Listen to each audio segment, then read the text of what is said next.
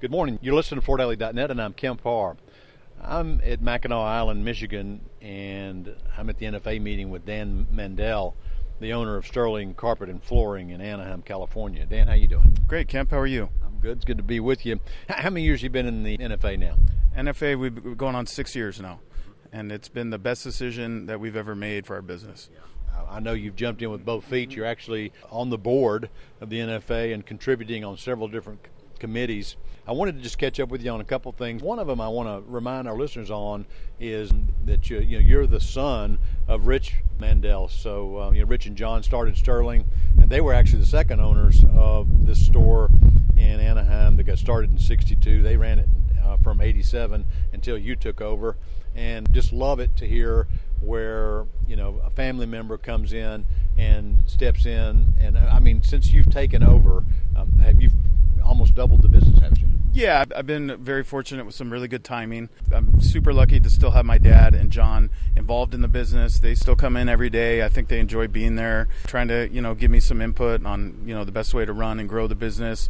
So that's been a big help. But yeah, we've grown exponentially in the last 6 years since I've taken over. I attribute most of that to my people. I mean, I've really realized how important good people are in a business like ours, and that's really helped us along the way.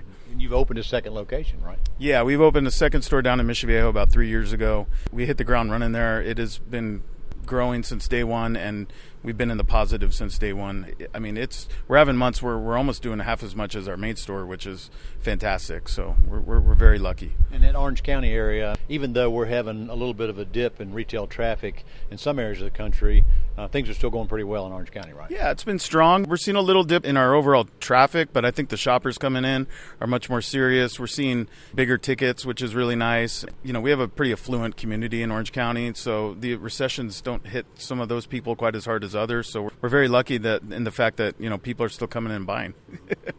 All right, one of the things I want to talk to you about is I think Pete Doche may have mentioned some of this in his talk to the group, a little bit around reducing clutter and going along with fewer suppliers. What are you doing in that area? So, we look at a few main things when we buy from suppliers. So, one of our main things is quality of the product. We've come to find that there's a lot of product out there, and a lot of it's not good product. The product that we try to buy, and as a big inventory dealer, we're very cognizant of what we want to purchase because we buy it in large quantities, is really high quality product. And, we buy a lot from Shaw, we buy a lot from Cali. We always want to support our vendor partners with the NFA. That's very, very important to us. They support us really well, and so we want to reciprocate. We feel like less is more. We happen to have kind of gone through our showrooms in the last 6 months and really taken some SKUs out. We felt it was overwhelming for the customer to see too much product. Our sales have gone up, I think, because of that. Another question I wanted to ask you, because you are that younger person who comes in, and one of the things that's evolving pretty quickly is this whole digital technology and building store traffic through online reviews and having the right website. What are some of the things you've done there that are paying off? Well, we keep up our website pretty regularly. I look at that as the first impression the customer has. So they've obviously done their research. They're online looking up us, and they probably know more about us, before they walked in the store than ever. We try to keep our website very fresh. We keep all of our inventory on there so the customer is aware of what we have, and try to keep it, fashion forward. Also, reviews are very, very important to us. So we send out review invites on every job that we do. It not only keeps us honest in a way where we know where we're, not doing a good job or where we are, but also, I think customers buy from what they hear from other people. We've actually used a technology called Podium that we found at the NFA that has been very, very helpful in getting us more reviews. So are there any challenges right now that you're facing here at the end of 22 that you may have picked up some pointers on here at the meeting that you're going to go address? Yeah, I mean, we still have some labor issues. It's hard to find good people, some installer issues. But, I mean, challenges as a whole, I think we're very fortunate that we don't face any major challenges right now. I mean, it's not like last year where we had supply chain issues, shortages, and that type of thing. I think all the manufacturers have caught up really well. If anything, we almost have a glut of inventory, which is a good and a bad problem to have. Overall, no main challenges.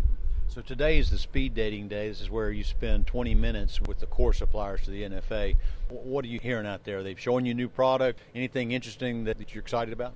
Yeah, we've actually seen a lot of hybrid type products. So it seems like a mix between a laminate and an LVP type product. So it's got a thicker core, it's still waterproof. We've seen it from a number of manufacturers. It seems to be what they're standing behind a little bit more. Hit some really good price points. So we're pretty excited about that. We were just sitting down with Dixie and Fabrica and Maslin.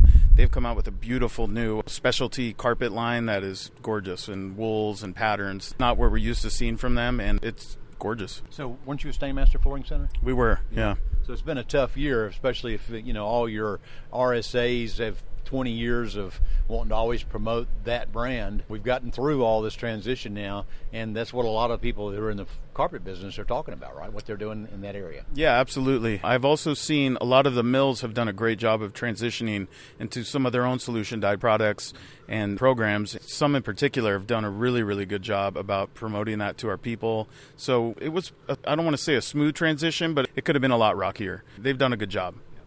Well, Dan, I got to compliment you. You say you've been in this organization for 6 years, and you've jumped in with both feet, and you're very active in the group and standing tall as a leader.